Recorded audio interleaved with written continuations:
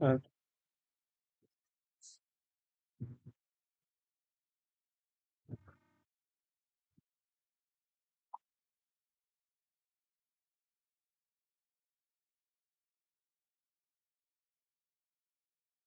हम्म।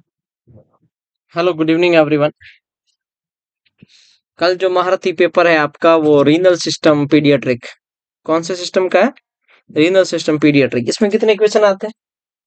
आप जो कल पेपर देखोगे, पीडियाट्रिक रीनल सिस्टम का पेपर है। और उसमें कौन कौन सी डिजीज है मेजर, उन डिजीज की बात कर लेते हैं हम लोग। हाँ, 26 जनवरी को कल पेपर है, पीडियाट्रिक रीनल सिस्टम, वही है। हाँ, तो पीडियाट्रिक रीनल सिस्टम है, उसमें जो जो डिजीज है उसकी बात कर लेते हैं जो कल पेपर होगा उसमें से। चलो देखो इधर, ध्यान दो, देखे। सबसे पहला है ग्लोमेरुलोनेफ्राइटिस में अगर बात करूं, nephrotic syndrome, Wilms tumour, enuresis, encopresis, hypospadiasis, epispadiasis, exstrophy of bladder, cryptorchidism. ये इतनी डिजीज, ये मेजर लेते हैं। वैसे तो अडल्ट में आ जाती है खूब सारी, इसलिए यहाँ नहीं पढ़ रहे हम लोग। तो मेजर पहला है ग्लोमेरुलोनेफ्राइटिस। कौन सी है? Number 1, glomerulonephritis. मतलब क्या है? ग्लोमेरुलस, किडनी की जो ग्लोमेरुलस है उसका इन्फ्लामेशन हो गया। किसी भी बैक्टीरिया की वजह से हो सकता है, लेकिन जो मोस्ट कॉमन कॉज है वो जीएबीएस बैक्टीरिया है। कौन सा बैक्टीरिया है? जीएबीएस। जीएबीएस का मतलब ग्राम ए बीटा हीमोलाइटिक स्ट्रेप्टो। कैसा होता है? ओवल शेप का होता है, लेकिन चेन फॉर्म में होता है, चेन जैसा। ठीक है। इसका रिस्क फैक्टर क्या है?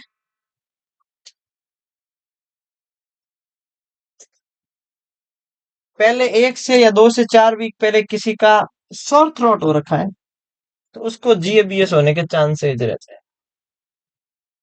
जैसे 5 इन्फेक्शन ऐसे होते हैं जो जीएबीएस बैक्टीरिया की वजह से होते हैं।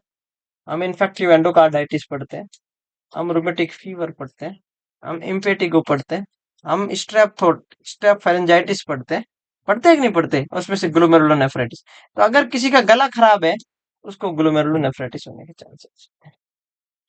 अगर किसी को ऐसा इन्फेक्शन होता है, ग्लोमेरुलोनेफ्राइटिस होता है, तो किडनी की जो ग्लोमेरुलस है, नेफ्रॉन की जो ग्लोमेरुलस है, वो अच्छे से आरबीसी, प्रोटीन, ये सारी चीजें अच्छे से फिल्टर नहीं हो पाएगी। कहने का मतलब रीअब्जॉर्ब पूरे तक नहीं हो रहे, तो फिर मेम्ब्रेन डिस्टर्ब हो गई। तो उसकी वजह से प्रोटीन बाहर निकलेगा, तो बॉडी में बहुत ज्यादा एडिमा, फेशियल एडिमा ज्यादा देखने को मिल रहा है, और वो भी अर्ली मॉर्निंग। ये इसका एक साइन है, याद रखना। Generalise periorbital pitting oedema. कोई भी वाइटल ऑर्गन डैमेज होता है तो उसमें पिटिंग एडिमा होता है। भूख नहीं लगेगी वो तो ठीक है, यूरिन आउटपुट कम हो जाता है, ये क्लासिकल साइन में आता है। याद रखना, पॉलीयूरिया नहीं होता। Coca Cola colour urine because of the RBC, old RBC. Old RBC की वजह से कैसा यूरिन में, आरबीसी की वजह से कैसा यूरिन आता है? Coca Cola urine, cola colour urine, that's called cloudy smoky the brown coloured. Anaemia, इसकी वजह से pallor. In older child, headache, abdominal flank pain because of the hemolysis, hypertension, proteinuria that produce a persistent and excessive form of the urine। ठीक है। एजोटेमिया का मतलब है increase metabolic waste in, increase metabolic waste in blood.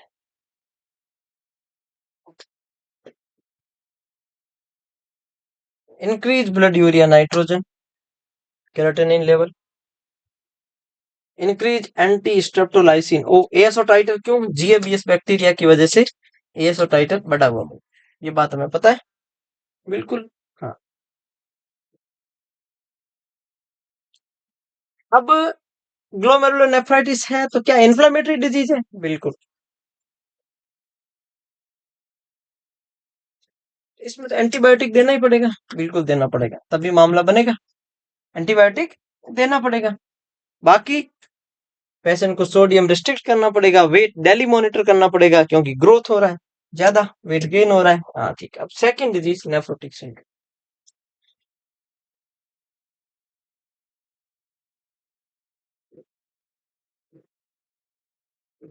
Nephrotic syndrome एक syndromic disease है। ये किसी infection की वजह से नहीं हो रही है, पहली बात तो ये किसी इन्फेक्शन की वजह से नहीं हो रही है। इसका मतलब ये एक सिंड्रोमिक डिजीज दो टाइप का होता है। एक होता है स्टेरॉइड सेंसिटिव नेफ्रोटिक सिंड्रोम, एक होता है स्टेरॉइड रेसिस्टेंट नेफ्रोटिक सिंड्रोम। जिसमें स्टेरॉइड रेसिस्टेंट होता है उसमें स्टेरॉइड नहीं देते, स्टेरॉइड सेंसिटिव होता है उसमें स्टेरॉइड ड्रग ऑफ चॉइस है। इसमें फिर हमें साइक्लोफॉस्फेमाइड देना पड़ सकता है और ड्रगें देनी पड़ सकती है। अब नेफ्रोटिक सिंड्रोम स्टेरॉइड सेंसिटिव, इसमें प्रोटीनूरिया भयंकर होता है। अब नेफ्रोटिक सिंड्रोम में इसके क्लासिकल साइन की बात करूं मैं तो चार साइन है, जिसमें आपको रटना बिल्कुल नहीं, एज इट इज याद हो जाएगा। कैसे? सबसे पहले प्रोटीन यूरिया हुआ। प्रोटीन मतलब बॉडी में, ब्लड में सबसे ज्यादा प्रोटीन एल्ब्यूमिन होता है, वो बाहर निकला, उसकी वजह से बॉडी में कम हो गया। देखो याद करना पड़ा क्या? नहीं। तो कम हुआ तो एल्ब्यूमिन कम हुआ तो ऑन्कोटिक प्रेशर कम हो गया, तो उसकी वजह से इडिमा हो गया। Decrease oncotic pressure, full pressure कम। तो बॉडी में प्रोटीन कम था तो लीवर बनाता है प्रोटीन, तो लीवर एक्स्ट्रा कंपनसेट करेगा।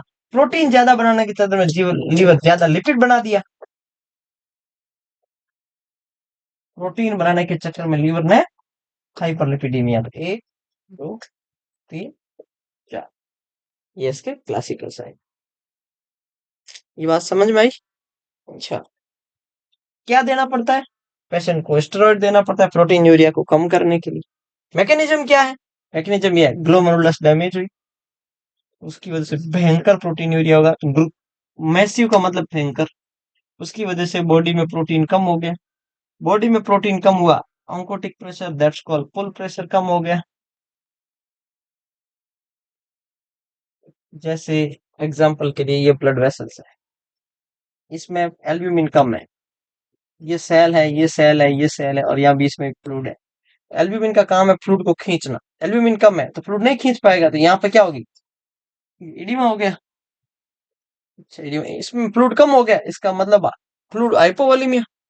भाई इसमें तो हाइपोवोलेमिया ही होगा ना, क्योंकि फ्लूइड नहीं है, क्योंकि खींच ही नहीं पा रहा, एल्ब्यूमिन नहीं है। तो एल्ब्यूमिन तो ब्लड बीपी बढ़ाता ही है ना, वैसे हाइपरटोनिक फ्लूइड है तो हाइपोवोलेमिया हो गया। जब एल्ब्यूमिन कम हुआ तो लीवर के ऊपर प्रेशर पड़ा, तो लीवर को मैसेज गया, लीवर ने लिपिड ज्यादा बनाए, उसकी वजह से हाइपरलिपिडीमिया हो गया। ठीक है। अब हाइपोवोलेमिया हुआ तो वही रास सिस्टम की वजह से रेनिन का सीक्रेशन हुआ, वेजो कंस्ट्रिक्शन हुआ, सोडियम वाटर का रीअब्जॉर्प्शन हुआ और एडिमा और ज्यादा बढ़ गया। ये इसका मैकेनिज्म है। क्या देते हैं अपन लोग? नेफ्रोटिक सिंड्रोम का मैनेजमेंट। नेफ्रोटिक सिंड्रोम का क्या मैनेजमेंट है? मैनेजमेंट में steroid, daily wait, sodium restriction, ये बातों का ध्यान रखना। सबसे इंपॉर्टेंट बात है यही है। 2 से 6 साल की एज में नेफ्रोटिक सिंड्रोम होता है, 7 साल की एज में पीक पर ग्लोमेरुलोनेफ्राइटिस होता है। ये दोनों बातें पता चल गई। अब आता है दो डिजीज और है छोटी छोटी, देखो यहाँ वापस आओ, इधर आओ। अब आता है तीसरा, विलियम्स ट्यूमर। विलियम्स ट्यूमर की बात करें,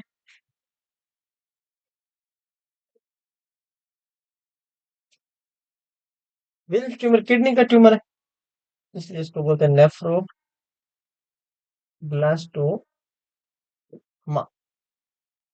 क्या बोलते हैं इसको? नेफ्रोब्लास्टोमा।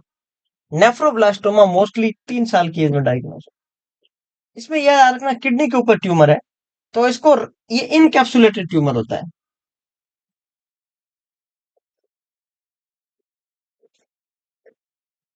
मोस्टली यूनिलेटरल होता है, एक साइड किडनी। इनकैप्सुलेटेड है इसलिए फ्रैक्चर होने के चांसेस है, तो पाल्पेशन अवॉइड है, नहीं करना है, और बायोप्सी नहीं करना है। दो चीजों का ध्यान रखना, बायोप्सी और पाल्पेशन दोनों नहीं करना, ये बात याद रखनी है। अब ये विल्म्स ट्यूमर की कैटेगरी स्टेज, अगर स्टेज की बात करूं मैं आपके सामने, ये 5 स्टेज में होता है। स्टेज कितनी होती है? 1 से लेके पहले 1 2। 1 का मतलब है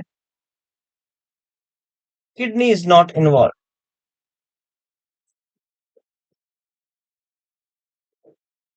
लोकल ट्यूमर। दूसरा, किडनी इज इन्वॉल्व बट एक किडनी की बाई मोस्टली यूनिलैटरली है ना, but complete removal possible, tumour removal. तीसरा, नॉन हिमेटोजेनस, मतलब अभी लोकल है, मेटास्टेसिस नहीं है। नंबर 4, हिमेटोजेनस। हिमेटोजेनस का मतलब हो गया मेटास्टेसिस, हेमेटोजेनस डिस्ट्रीब्यूशन, मेटास्टेसिस, जैसे लंग्स, लीवर, बोन, यहाँ क्या चला गया? मेटास्टेसिस होने लग गया। 5, bilateral kidney involvement, bilateral kidney involvement. Clear? कोई डाउट नहीं? हम्म,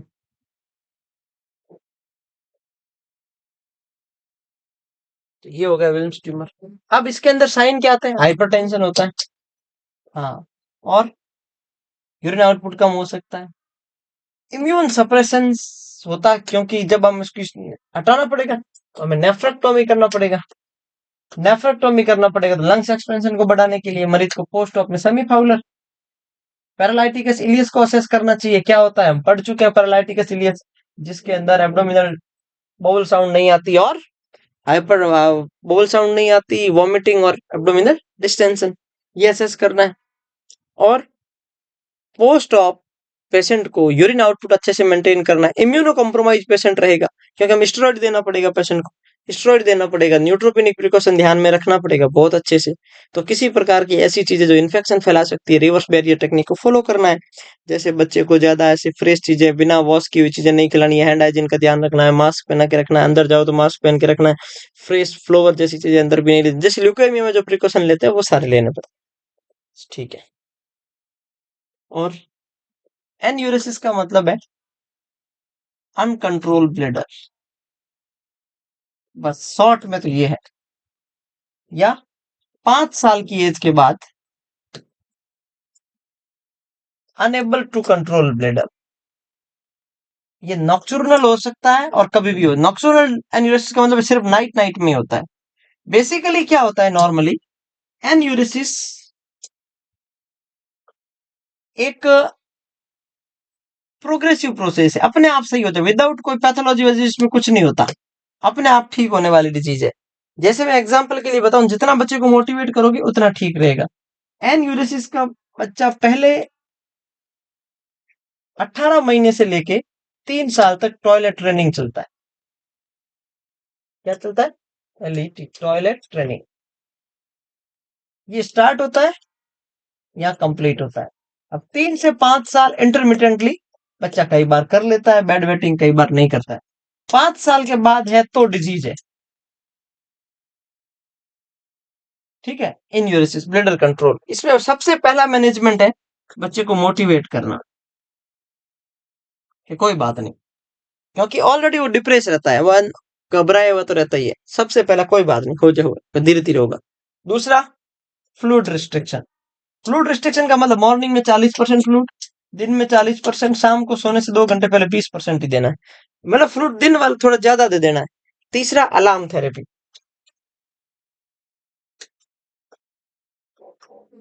रात को हर 2-2 घंटे का अलार्म लगाना, उठा उठा के उसको कि जा वॉशरूम करके आ जाए। एक नंबर 4 को call bell system. Call bell का मतलब उसके डायपर में लगा देते हैं अलार्म,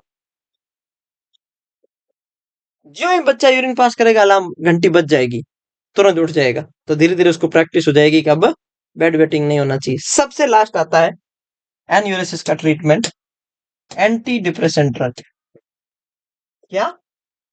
क्योंकि कौन सी? ट्राइसाइक्लिक एंटी डिप्रेशन, जिसका नाम क्या है? इमिप्रोमाइन।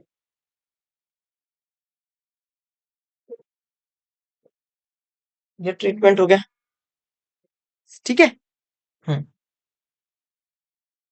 फिर नेक्स्ट, एंकोप्रेसिस का मतलब है ब्लेडर बोल कंट्रोल नहीं हो पाना। बच्चा पहले बोल कंट्रोल करना सीखता है, फिर ब्लेडर। इंकोप्रेसिस का मतलब है अनएबल टू कंट्रोल बोल, ये तो पता ही है। अब आता है हाइपोस्पाडियासिस और एपिस्पाडियासिस, दोनों बता देता हूँ। फोटो देख लो, ये पड़ा। अगर ग्लैंस के वेंट्रल सरफेस पे यूरेथ्रल ओपनिंग है तो उसको बोलते हैं हाइपो, क्या बोलते हैं? हाइपोस्पाडियासिस। अगर डॉर्सल सरफेस पे है उसको बोलते हैं एपी।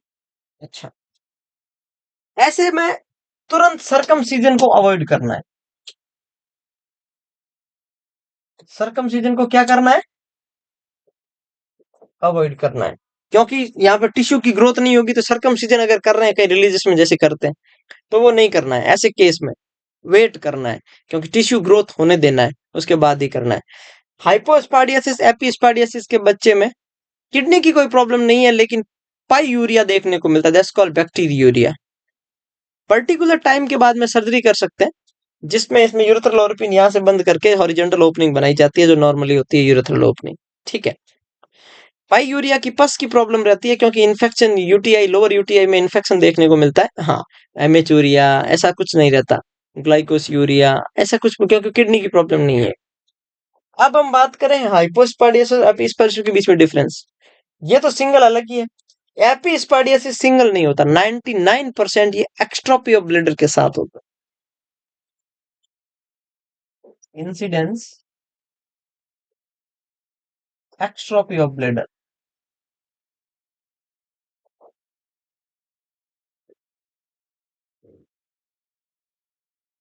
एक्स्ट्रोपी ऑफ ब्लेडर, ब्लेडर की एक्स्ट्रोपी के साथ देखने को मिलता है।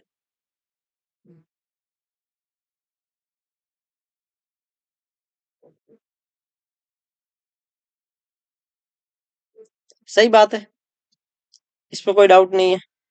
हाँ सर, इसमें तो कोई डाउट नहीं है।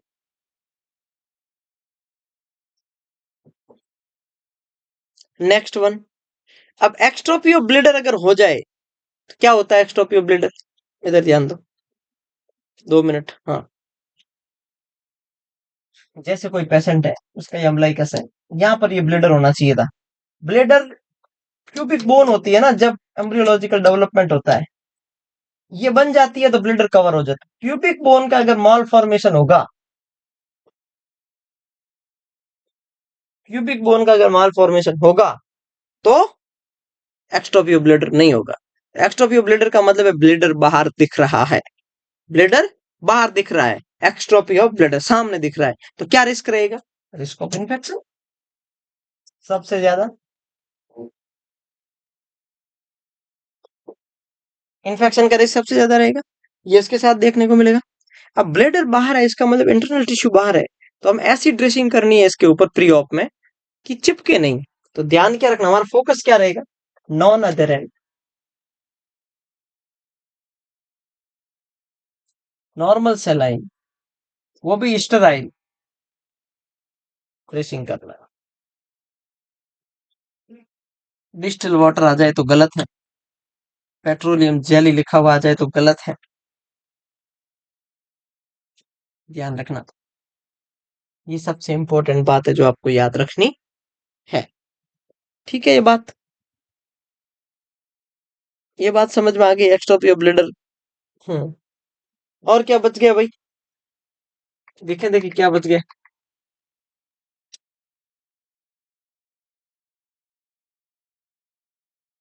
Glomerulonephritis, nephrotic syndrome, brain tumour, enuresis, encopresis, hypospadiasis, epispadiasis, exstrophy of bladder, cryptorchidism, ये बता देते हैं। और चलो सुनो, क्रिप्टो ऑर्किडिज्म क्या होता है? जो टेस्टिस होते हैं, वो अपनी कैविटी में न आकर करके इंग्वाइनल कैनाल में ही रहते हैं। और ये जो टेस्टिस होता है 36 वीक से लेके 37 वीक गेस्टेशन इसके बीच में कहाँ आते हैं, अपनी कैविटी में। एक ऊपर रहता है, एक नीचे रहता आता है। ठीक है। अगर कोई बेबी जिसका टेस्टिस इनडिसेंडेंट है,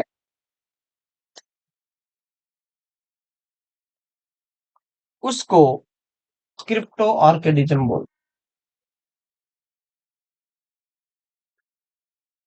उसको क्या बोलते हैं, क्रिप्टो ऑर्किडिज्म। जिस किसी बेबी का टेस्टिस अनडिसेंडेंट है, उसको किस नाम से जानते हैं, उसको क्रिप्टो ऑर्किडिज्म। ठीक है, ये बात तो अनडिसेंडेंट टेस्टिस कब आते हैं, जन्म से जस्ट पहले। अगर नहीं आए हैं, अगर इसका मतलब यह है कि बेबी प्रीमेच्योर है। क्या है, बेबी प्रीमेच्योर है। और बताओ, और कुछ खास बात। अगर नहीं आए तो क्या करना है, 1 साल तक वेट करना है। उसके बाद नहीं आए तो सर्जरी करनी है। सर्जरी का नाम क्या है, ऑर्किडोप्लेक्सी। अगर नहीं किया तो क्या हो जाएगा, कैंसर हो जाएगा। नहीं किया तो क्या होगा, मैलिग्नेंट ग्रोथ हो जाएगी, कैंसर हो जाएगी। अच्छा, दो बात ये समझ आ गई। अब सुनो एक बढ़िया बात। Girl boy maturity according to genetic. आपको कैसे पता कौन न्यूबॉर्न बॉय या कौन न्यूबॉर्न गर्ल 37 वीक से ऊपर है, मैच्योर है या नहीं है, जेनेटिलिया के बेस पे। अपन पीडियाट्रिक रीनल सिस्टम पढ़ रहे हैं, तो यूरिनरी सिस्टम भी साथ में ही आएगा। सही बात है ना। हाँ, तो अगर किसी का टेस्टिस अनडिसेंडेड है, इसका मतलब तो प्रीमेच्योर बॉय है। ये तो कंफर्म हो गया, ये बताने की जरूरत नहीं है, क्योंकि मैंने क्या बोला, 36 और 37 के बीच में होता है। ये बात तो कंफर्म है। दूसरा, गर्ल बेबी, गर्ल बेबी का अगर क्लाइटोरिस प्रोमिनेंट है,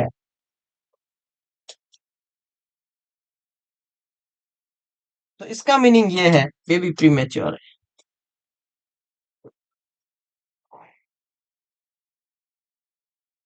ऐसे कैसे सर, प्रोमिनेंट मतलब, हाँ, जैसे एग्जांपल, ये लेबिया माइनोरा, ये लेबिया मेजोरा, ये क्लाइटोरिस। अगर किसी बेबी, न्यूबॉर्न बेबी में ये प्रोमिनेंट है, ये अगर प्रोमिनेंट है, इसका मतलब ये दोनों डेवलप नहीं हुए। ये डेवलप एज के साथ होते हैं। एज मतलब न्यूबॉर्न 37 वीक, 38 वीक, 39 वीक, कुछ ऐसे। तो जो एज बढ़ती है तो लेबिया मेजोरा माइनोरा डेवलप होते हैं। अगर लेबिया मेजोरा और लेबिया माइनोरा डेवलप होंगे तो क्लाइटोरिस प्रोमिनेंट नहीं होगा। इसका मतलब क्लाइटोरिस प्रोमिनेंट मतलब baby premature, clitoris non prominent that's baby is mature. अच्छा, और किडनी कब यूरिन बनाना शुरू कर देती है, अगर फीटस लाइफ से पढ़ना शुरू करें। किडनी 12 वीक से यूरिन बनाना शुरू कर देती है, जो हम पहले पढ़ चुके हैं। जो चीज मैं पहले पढ़ा चुका हूं, मैं वापस नहीं पढ़ाऊंगा, ये मेरे सिद्धांतों में नहीं है। पहली बात क्लियर कट ये है, जो चीज हम पढ़ चुके हैं उसको वापस नहीं पढ़ेंगे, एज इट इज बता रहा हूँ। क्योंकि हम गोल ओरिएंटेड स्टडी करते हैं। हमारा मकसद वो नहीं है कि एक ही चीज को बार बार बोला जाए, बताया जाए, बोला जाए, वो नहीं है। किडनी 12 वीक गेस्टेशन से यूरिन बनाना शुरू कर देती है, ये बात हमें पता है। अब जितना ज्यादा यूरिन बनाती है, उतना ही पॉलीहाइड्रेमनियंस होने के चांसेस रहती है। तो fetal polyuria cause polyhydramnios. Fetal polyuria किस में देखने को मिल सकता है, मदर को डायबिटीज है, मदर को एनेंसेफेली होगा। मदर को एनेंसेफेली होगा, इसका मतलब एडीएस सप्रेस रहेगा। एडीएस सप्रेस रहेगा, इसका मतलब यूरिन ज्यादा आएगा। तो लगभग 400 से 1200 ml यूरिन रोजाना का आता है, 400 to 1200 ml। अब एक किडनी, उसके अलावा 2 यूरेटर, फिर एक ब्लेडर, फिर यूरेथ्रा। ये पीडियाट्रिक रीनल सिस्टम के कुछ शॉर्ट पॉइंट, कुछ शॉर्ट टॉपिक आपके सामने शेयर किए गए, इतना ही है। और दूसरी बात, हम पीडियाट्रिक रीनल सिस्टम यूट्यूब पे 2 दिन पहले ही पढ़े हैं। तो किसी के मन में ये नहीं आना चाहिए सर वहां सारे क्वेश्चन सॉल्व हो चुके हैं। तो आपका पेपर देखोगे ना, आपको सब कुछ मिल जाएगा वहां, सब कुछ। वो अगर यूट्यूब की क्लास लेके पेपर दोगे ना, आपका पूरा सही हो जाएगा। तो आप वो यूट्यूब वाली क्लास तो देखते ही होंगे, तो फिर इसमें तो दिक्कत ही नहीं आएगी। आप समझ गए आप लोग? Okay, thank you so much.